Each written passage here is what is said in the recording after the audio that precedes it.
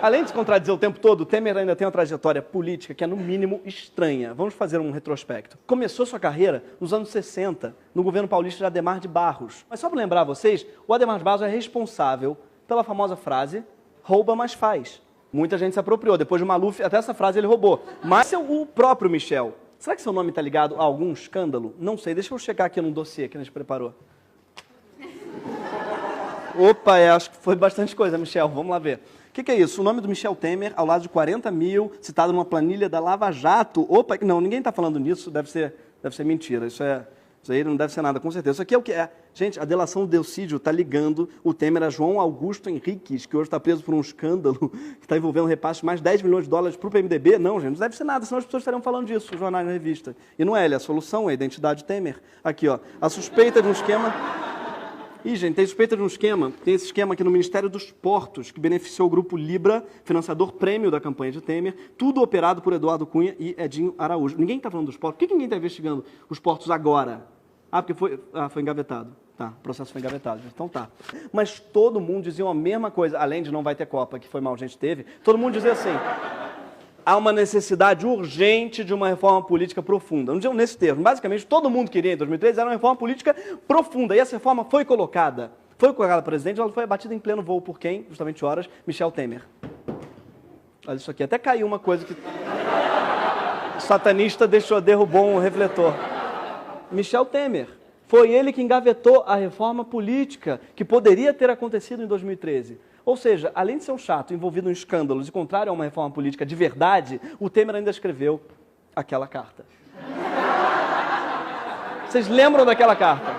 Em que ele fazia citações em latim e reclamava... Ele reclamava que a Dilma era uma péssima amiga, daquelas que visualizava as mensagens e não respondia. O Temer descrevia a si próprio como um vice decorativo. O que é até estranho, pois objetos decorativos precisam instigar o seu olhar e não dar vontade de dormir para sempre. E, outra coisa, quem é que relembra pro interlocutor, com tantos detalhes, uma história vivida pelo próprio interlocutor? Sabe, tipo assim, teve um dia, né, que você quebrou a perna, eu lembro. Aí você ficou preso no trânsito, eu sei, eu lembro. Aí daí eu lembro que estava de camisa verde, eu lembro também, eu lembro. Daí você dormiu, eu tava lá, cara! Eu estava lá, para de falar do que eu fiz! E é isso que ele faz a carta inteira, Dilma. Aí aquele dia você veio, eu sei, a Dilma.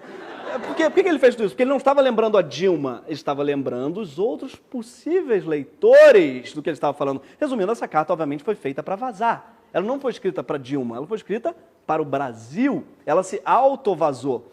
Como ninguém grampeia o Temer porque não tem interesse, ele se auto-grampeia. E ele põe na...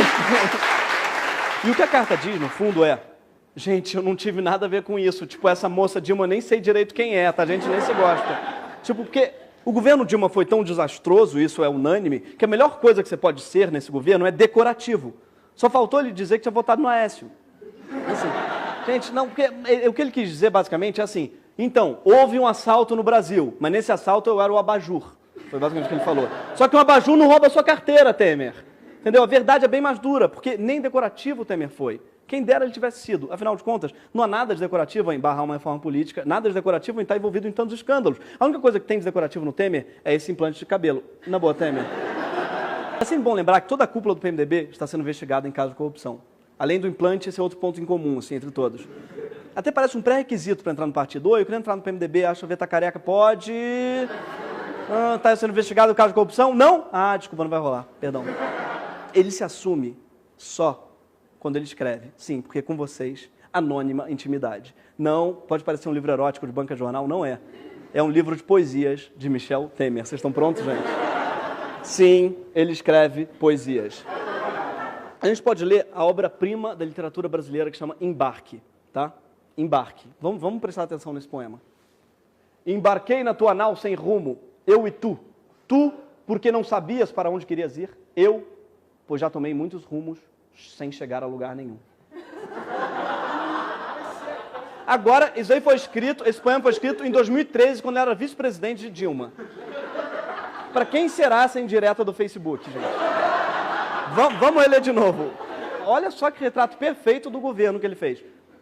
Vou botar antes um Dilma, tá? Dilma, embarquei na tua nau sem rumo. Eu e tu. Tu, porque não sabias para onde querias ir. Eu, porque já tomei muitos rumos sem chegar a lugar nenhum. Temer. Olha só. Com esse currículo, é claro que o papel de Michel Temer nesse Brasil dividido não será de estadista, muito menos de constitucionalista, muito menos de pacificador. Não é nem solução, nem plano, nem saída. Desculpe, veja, Temer não é nem mordomo também, nem satanista. Desculpa, Google, ele é o pizzaiolo da Lava Jato. Ele é o homem que barrou a reforma política, ele é alguém que não representa ninguém a não ser a si mesmo e seus sócios no poder. E se o Temer já é ruim, imagina que, se ele se tornar presidente, o Temer do Temer é o Cunha, gente, tá? Então, o povo brasileiro nas ruas e no WhatsApp, nesse momento em que o país está dividido, que o país está partido ao meio, é muito bom que a gente se una. Você que grita fora Dilma, você que brada, não vai ter golpe, você que é do fã-clube do Sérgio Moro, você que morre de saudade do Zé Dirceu, você que acampa na Fiesp, você que ocupa latifúndio, aos que inflam pato e aos que furam pato, aos isentões, aos exaltados, aos coxinhas, aos petralhas, você, eu, Lobão, Sherazade, Paulo Henrique, William Bonner, todos nós sabemos, esse cara não pode ser presidente. Eu não falei que Michel Temer ia unir o Brasil?